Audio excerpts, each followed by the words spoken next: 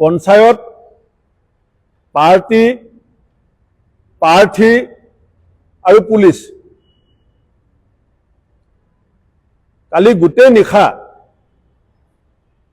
অকল টেলিফোনত কথা পাতি আছোঁ। পাহাৰ আৰু বিটিয়াৰ বাদ দি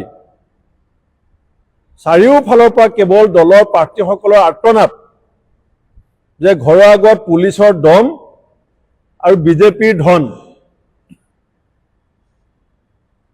ক'ৰবাত আহি পুলিচে দম দিছে, ক'ৰবাত বিজেপি নেতা আহি ধন দিছে। এতিয়ালৈকে ক'ত কি ঘটনা হৈ আছে কিছু সংবাদ মাধ্যমতো প্ৰকাশ পাইছে আৰু কিছু তথ্য আমাৰ মাননীয় সাংসদগৰাকীয়েও আপোনালোকৰ আগত দাঙি ধৰিব। যদি পুলিচ আমাৰ প্ৰতিদ্বন্দ্বী হয় ইলেকশ্যনত, পুলিচ যদি কংগ্ৰেছ দলৰ মনোনীত প্ৰাৰ্থীসকলৰ প্ৰতিদ্বন্দ্বী হয়, থানাৰ OC যদি বিজেপিৰ হৈ পেলাই নেতৃত্ব লয়,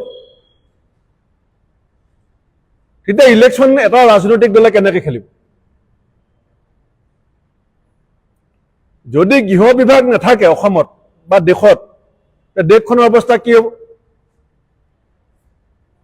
আৰু যদি গৃহ বিভাগটোৱে এটা ৰাজনৈতিক দলৰ ৰাজনৈতিক গোটেই কাৰ্যসূচীবিলাকৰ নেতৃত্ব লয়, তেতিয়া গণতন্ত্ৰ কি হ'ব? সেইকাৰণে আজি দুদিনমানৰ আগতে এজন ছাত্ৰ নেতাই বিহু মঞ্চত কোৱা শুনিছিলোঁ যে অসমৰ কৰ্ম সংস্কৃতি থান বান কৰি হিতাধিকাৰী নিৰ্ভৰ এটা জাতি এই চৰকাৰখনে বনাব খুজিছে। কিন্তু এতিয়া পুলিচৰ যি ধৰণে কংগ্ৰেছ দলৰ প্ৰাৰ্থীসকলৰ ওপৰত দম, হেঁচা, নিৰ্যাতন, ভাবুকি আৰম্ভ হৈছে, বিজেপিৰ প্ৰকৃত অৰ্থে জনসাধাৰণৰ ওপৰত আস্থা আছে নে নাই? আৰু জনসাধাৰণৰ ওপৰত যদি আস্থা আছে, পঞ্চায়ত নিৰ্বাচনৰ এই জনপ্ৰিয়তাৰ তোলাচনীত তেওঁলোক থিয় হ'বলৈ কিয় ভয় খাইছে? তেওঁলোকে আদালতৰ সন্মুখে যাবলৈ কিয় ভয় খাইছে? আমিতো ভয় খোৱা নাই। আমি জয় পৰাজয় সাফল্য ব্যৰ্থতা একো নভবাকে পাৰ্টি দি আছো। তাৰমানে বিজেপি সভাপতি দিলীপ শইকীয়া ডাঙৰীয়াই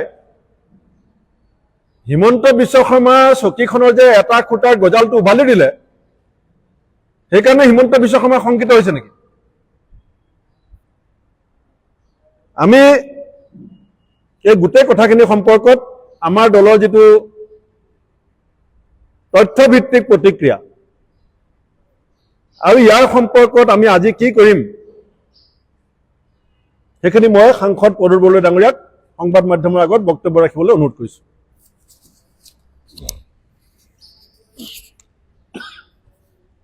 বন্ধুসকল, আমাৰ সভাপতি ডাঙৰীয়াই কৈছেই, এই পঞ্চায়ত নিৰ্বাচনটো লৈ হিমন্ত বিশ্ব শৰ্মা চৰকাৰে এক অবিশ্বাস্য, অভাৱনীয় আৰু অভূতপূৰ্বভাৱে এই পঞ্চায়ত ইলেকশ্যনত বিজেপি দলৰ জয় সাব্যস্ত কৰিবৰ কাৰণে যিকোনো খবৰৰ বাবে যোগাযোগ কৰক 7099017330 লগতে 7099017110 নম্বৰত।